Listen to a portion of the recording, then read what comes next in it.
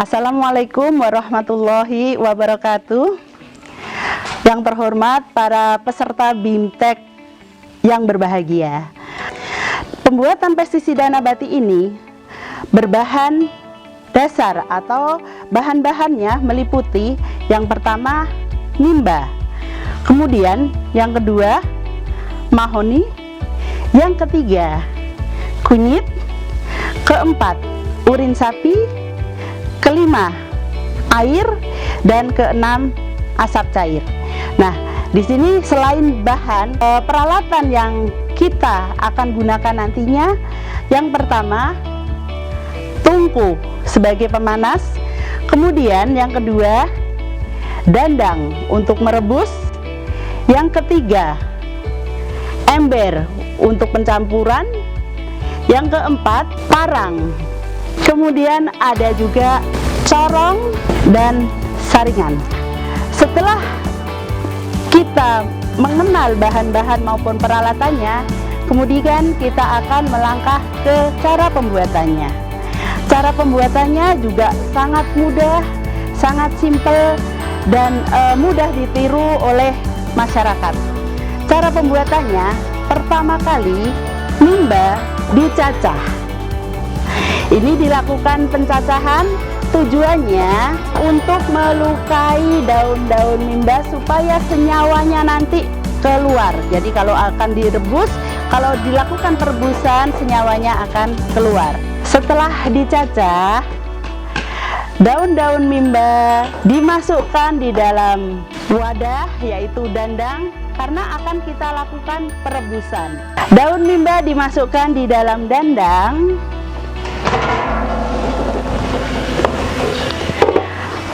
Kemudian ditambahkan dengan air. Nah, ini satu bagian daun mimba memerlukan 2 bagian air, namun tidak kilogram per kilogram, namun volume per volume. Jadi apabila daun mimbanya 1 bagian atau 1 ember, berarti airnya 2 bagian atau 2 ember. Setelah dimasukkan bahan-bahannya, kemudian kompornya dinyalakan. Setelah kompor dinyalakan, ini kita tunggu sampai mendidih, sampai keluar aromanya yang khas. Jadi ada aroma mimba tersendiri, nanti baunya juga khas mimba ya. Nah, setelah keluar senyawanya atau baunya baju khas mimba, kemudian kompornya dimatikan. Setelah itu dibiarkan dingin ya, dibiarkan dingin. Setelah dingin disaring.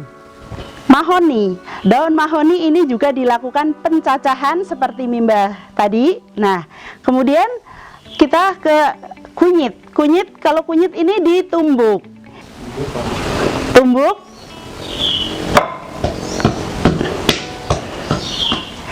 Sama dengan cara yang pertama tadi. Setelah halus atau pokoknya dilukai ya, supaya nanti kalau direbus itu senyawanya keluar. Oke. Kemudian dilakukan perebusan juga untuk kunyitnya. Kunyitnya dimasukkan di dalam dandang, ditambah dengan air 2 bagian, kemudian direbus. Dan juga dianggap sudah cukup atau sudah perlu dimatikan tungkunya, lalu didinginkan dan disaring. Nah, kemudian hasil tadi ekstrak dari mimba, ini hasil ekstrak mimba yang sudah disaring. Ini hasil ekstrak mahoni yang sudah dilakukan penyaringan, dan ini ekstrak kunyit. Nah, setelah kita melakukan atau menyiapkan bahan-bahan yang ada ini, kemudian kita lakukan untuk pencampurannya. Masukkan ekstrak mimba, mahoni.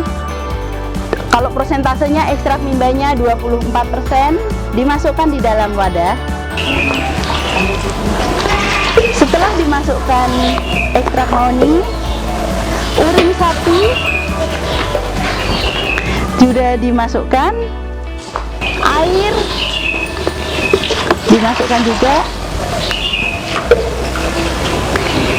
Jadi untuk bahan-bahannya tadi ya, ekstrak mimba 24%, ekstrak mahoni 24%, urin sapi 24%, kemudian air juga 24%, kemudian asap cairnya 2%, kunyitnya 2%, kemudian sambil ditambahkan sedikit demi sedikit dilakukan pengadukan. Nah, setelah diaduk-aduk, didiamkan. Kalau sudah homogen, didiamkan selama 24 jam. Kemudian keesokan harinya akan dilakukan packing, dimasukkan ke dalam botol. Oke, ini sudah dimasukkan, sudah di packing, ini sudah jadi pestisida nabati dan siap digunakan atau diaplikasikan ke lapangan. Ya, siap diaplikasikan ke lapangan. Kemudian kalau kita ingin supaya pestisida nabati kita itu berfungsi selain untuk pencegahan tapi juga mempunyai fungsi untuk meningkatkan kesuburan lahan, kita tambahkan dengan bakteri. Nah, ini akan lebih meningkatkan kesuburan lahannya. Bakteri ini di samping mempunyai kemampuan sebagai bakteri pelaurat fosfat, bakteri penambat ensimbiotik, juga sebagai penurun cemaran residu pestisida organoklorin, organofosfat maupun karbamat. Setelah itu kalau sudah ditambahkan dengan bakteri, cukup 1% aja ya penambahannya, tidak banyak-banyak. Setelah itu jadilah biopestisida. Nanti langsung diaplikasikan ke lapang. Pengaplikasiannya 10 ml per liter air. Mudah kan? Silahkan mencoba. Wassalamualaikum warahmatullahi wabarakatuh.